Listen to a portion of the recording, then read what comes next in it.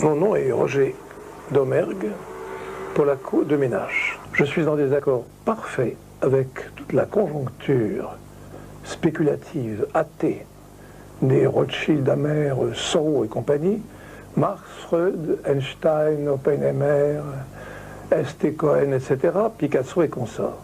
Donc je rejette le capitalisme libéral et le capitalisme d'État, qui sont pour moi les deux revers de la même médaille matérialiste. Et j'inclus ces deux impostures dans un concept nouveau que j'appelle le judéo-cartésianisme.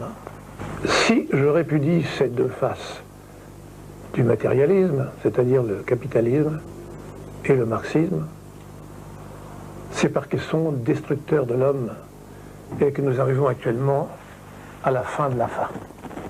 Mes congénères, les juifs, jouent un rôle fondamental dans ces deux perspectives, capitalisme et capitalisme d'État. Ce sont eux qui sont les grands financiers, comme Rothschild, que tout le monde connaît, qui ont par exemple financé le Nord et le Sud dans la guerre de sécession en Amérique, et combien d'autres choses encore, qui faisaient passer de matières premières à l'Allemagne par la Suisse pendant la guerre de 14. Ce sont des gens comme Warburg, qui ont financé simultanément les Alliés, les Allemands et la révolution bolchevique. Ce sont des gens comme M. Soros, notre contemporain, qui se permet de dire en pleine télévision qu'il n'a pas besoin d'État parce qu'il les a tous, qui se gagne 50 milliards en une opération et qui d'un coup de téléphone fait sauter la Banque d'Angleterre. Tous ces gens-là possèdent des pouvoirs sur tous les États qui asservissent radicalement la justice et la politique. Ces pouvoirs sont radicalement l'antithèse de la démocratie. C'est pourquoi quand on parle de démocratie, on peut se tenir le ventre et rire. Parce que je profère ces vérités. Certains diront que je suis antisémite, c'est idiot. La vérité est la vérité. Si la vérité est pro-sémite ou antisémite, ça la regarde. L'autre aspect de cette domination juive, c'est le marxisme. Ce régime a été soutenu par des financiers américains depuis avant 1917, depuis vers les années 1900, sans solution de continuité. Les politiciens et idéologues, les idéologues étaient juifs comme Hegel ou Marx. Les hommes politiques étaient également tous des juifs. Je ne peux pas les nommer, il y en a trop. Les administrateurs étaient juifs. Je peux vous donner une page de 10 pages des administrateurs qui sont dans un de mes livres. Et enfin, les bourreaux carcéraux et concentrationnaires qui ont exterminé des millions de gens dans ce régime étaient tous juifs, en commençant par Kaganovitch, le beau-frère de Staline. Et pour en nommer quelques-uns, je dirais Frankel, Yagoda, Firin, Apeter, Abramovici, Jejov, etc., etc. Aucune ambiguïté à ce sujet, ce régime atroce, qui a derrière lui 200 millions de cadavres, était d'origine absolument circoncise, entre guillemets.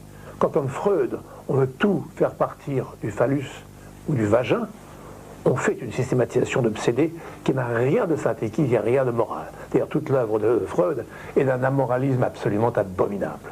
On se demande même comment l'être humain le moins évolué a pu prendre au sérieux une pareille fable.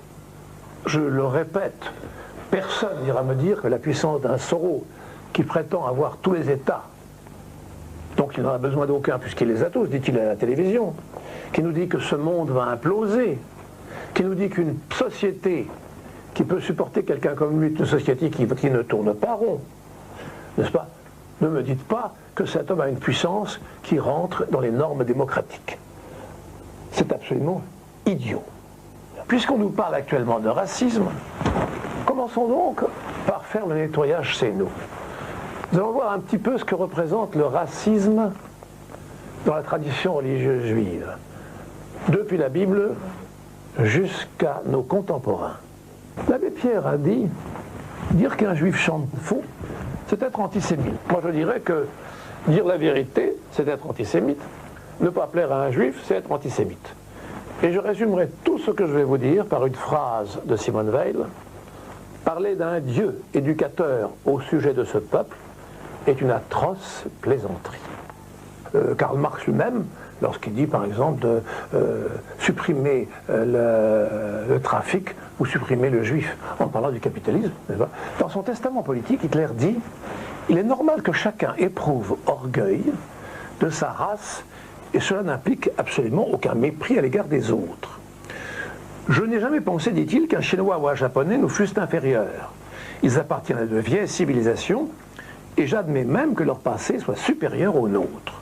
Ils ont des raisons d'être fiers, comme nous sommes nous-mêmes fiers de notre civilisation, de la civilisation à laquelle nous appartenons. Je pense même que plus les Chinois et les Japonais demeureront fiers de leur race, plus il me sera facile de m'entendre avec eux. Ces propos sont pleins d'un bon sens élémentaire. Dire le contraire, ce sera proférer une ânerie. La politique agraire d'Israël aboutit à une spoliation méthodique, systématique de la paysannerie arabe. Racisme intégral. Pour convaincre qu'avant Israël, la Palestine était un désert, des centaines de villages ont été rasés au bulldozer avec leurs maisons, clôtures, cimetières, tombes. 15 000 Palestiniens sont détenus dans les prisons israéliennes.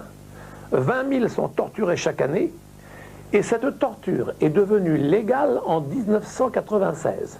Tout cela s'inscrit dans la spoliation, la discrimination, l'apartheid et la quintessence du racisme. Le malheureux Hitler, qui voulait préserver son ethnie du métissage institutionnalisé que nous connaissons actuellement, n'a pas inventé le racisme. Qui a consolidé de réduire en esclavage les races inférieures? Le peuple élu, qui sera châtié s'il prend pour femme une païenne, qui choisira ses esclaves parmi les goyes, sans se mêler à eux, pour 1000 ans, disait Hitler. Pour l'éternité, disent les Juifs. D'où Hitler a-t-il appris à choisir une race, la préserver pure et sans tache, lui offrir une terre promise? Je vous pose la question.